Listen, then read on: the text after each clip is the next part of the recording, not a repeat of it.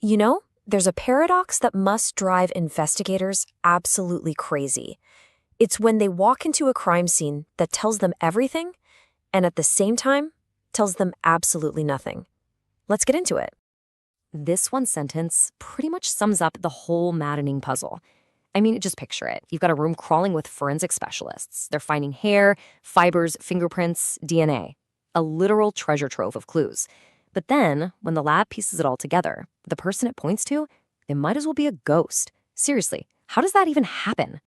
So let's start at the very beginning, with the scene itself. The issue here isn't a lack of clues. It's the opposite. It's an abundance of them that somehow leads straight to a brick wall. And that, right there, is the million-dollar question, both for detectives and for us today. The evidence can paint this incredibly detailed picture of the what, the how, maybe even the when. But the most important piece of that whole puzzle, the who, is just a complete and total blank. So to really get our heads around this problem, we've got to understand what we're even talking about.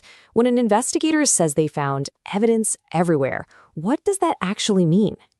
Well, it usually breaks down into a few key types. First, you've got your biologicals, DNA, blood, a stray hair, the stuff that gives you a unique genetic profile. Then there's impression evidence, things like a footprint or a tire track, which tells you about size and brand. Trace evidence is the almost invisible stuff, like fibers from clothing or specific type of soil. And of course, today you've got digital evidence, that massive electronic trail we all leave on our phones and computers. The scene is practically screaming with information. Okay, but just bagging all this stuff up is only step one. The real magic, and the potential for huge frustration, happens right here with forensic analysis. This is where scientists in a lab take that one tiny hair or that smudged fingerprint and turn it into cold, hard data, a DNA profile, a blood type, a shoe size. This is supposed to be the bridge that connects the evidence directly to a person. So if the science is solid and all of the data is there, why does the suspect sometimes just vanish into thin air? This is the heart of the problem, what we're calling the phantom in the file. And this is where you can really see the disconnect. The evidence gives you concrete facts. This person has O-positive blood, they wear a size 11 shoe, we even have their fingerprint. But all that amazing data connects to, nothing. No name, no address, no identity in any system. It's like the evidence creates this perfectly detailed silhouette, but there's nobody standing inside it. So why does this happen?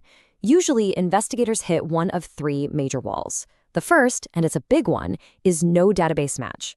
A person's DNA or fingerprints are only useful if they're already in a system, right? Maybe from a past crime or from serving in the military. If they're not, their genetic code is just an anonymous string of data. Second, you can have contradictory clues, evidence that points to a bunch of different people, making it impossible to figure out what's real and what's a red herring. And third, and this one is so important, is evidence without context.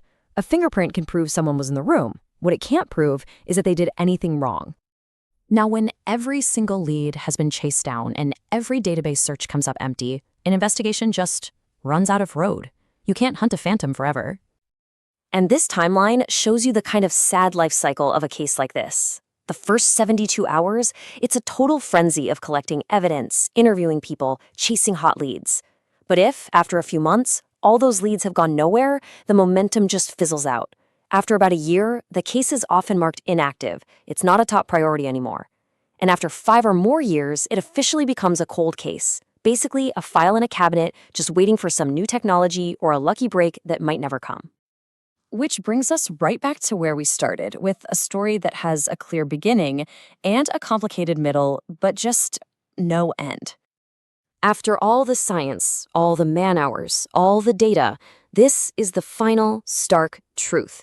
The evidence is all there, sitting in an evidence locker, a perfect, detailed portrait of a person who, for all intents and purposes, doesn't exist. So you're left with this massive question.